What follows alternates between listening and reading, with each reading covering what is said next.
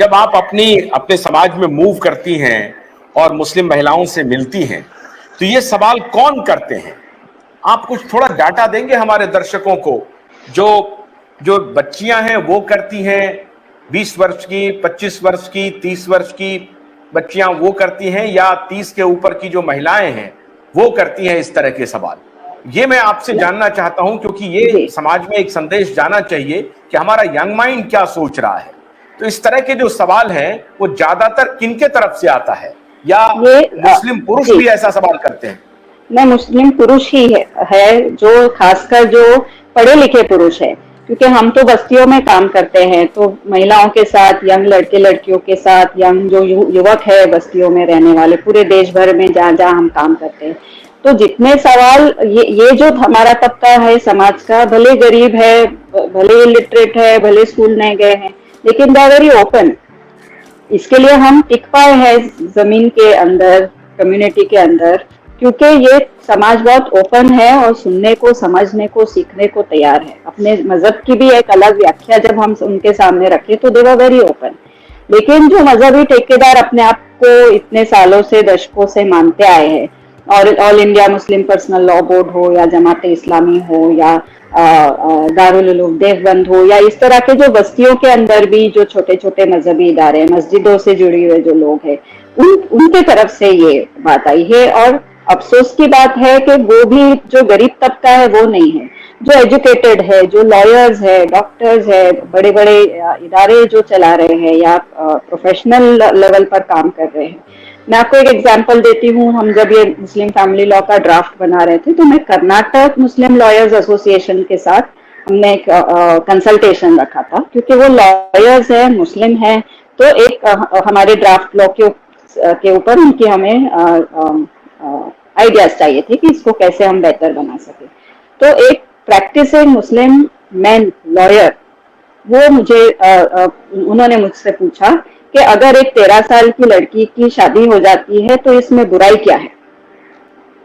ये सवाल कोई बस्ती में रहने वाला दाढ़ी टोपी पहनने वाले चचा ने नहीं पूछा मुझसे, ये एक पढ़े लिखे लॉयर ने मुझसे पूछा। और इसी तरह के पढ़े लिखे लोग, मुसलमान मर्दों ने मुझसे, ये जो जितने भी लांछन लगे हैं, ये मुझे जमाते इस्लामी के सलीम इंजीनियर कहते हैं कि आप RSS PHP हो।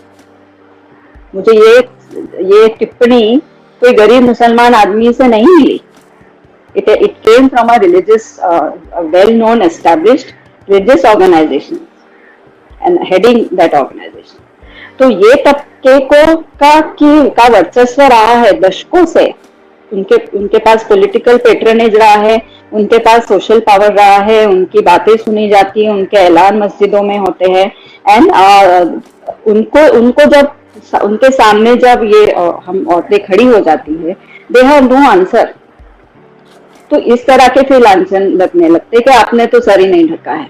अरे मैं आपको कुरान की आयत बता रही हूँ जिसमें ये लिखा है कि तलाक देना हो तो आपस में बैठ के बात करो, फैमिलीज के साथ बैठकर बात करो। आप उसका जवाब मुझे नहीं दे रहे हो, और उसके बदले में आप मुझे ये बोल रहे हो कि मैं RSS की हूँ और मैंने साड़ी पहनी है या जो भी है। So this group, as Firoz said, they are on a back foot. इनके पास आंसर्स नहीं है। जब हम कॉन्स्टिट्यूशनल वैल्यूज की बात करते हैं, जब हम कुरानिक वैल्यूज की बात करते हैं, क्योंकि एज अ मुस्लिम विमेन हमने कुरान की अलग जो व्याख्या समझी है, जो मैंने बताया मुसावा से सीखी है, या जो हमने अपनी खुद की स्टडी की है, या इंडिया में डॉक्टर इंजीनियर से हमने बहुत सीखा है। एक जमाना गया है जब उनके वर्कशॉप्स में हम हर वर्कशॉप में बैठे हैं डॉक्टर असगर अली इंजीनियर के, और वो इस्लाम की समझ जो वहां से मिली, या जो हमने हमारे बचपन में हमारा इस्लाम जो हमने देखा सुना अपने फैमिली से, वो कहीं खोया हुआ नजर आ रहा था। तो when we talk about Islam of justice, peace, equality, तौहीद, खलीफा, अमन, ये सब की जब हम बात करते हैं तो समाज हमारा सुनता है, और इसी के कारण है जो BMM इतना बड़ा खड़ा हुआ है। तो ये रिलीजियस ऑर्गेनाइजेशंस को लगता है ये तौहीद की बात हम करना चाहिए, इन्होंने तो की नहीं कभी अभी तक। उन्होंने पॉजिटिव इगैलिटेरियन इस्लाम की कभी बात नहीं की। अब जब हम एक पॉजिटिव इगैलिटेरियन जस्ट इस्लाम की बात करते हैं, we talk about the concept of औलिया, एहसान, the values of equality, justice, when we talk about Tawheed, when we talk about Ihsan as a value of goodness and beauty, तो इनको लगता है इनको क्या हक है इसके बारे में बात करने का। तो इनको अपना जो ढांचा है वो गिरता बहता हुआ नजर आता है। वो खिसियानी बिल्ली खंबा नोचे वाला हिसाब है कि they are now then they get back to you not on ideology, not on knowledge, not on basic issues. They get back to you personally, which is they don't know what to do with us.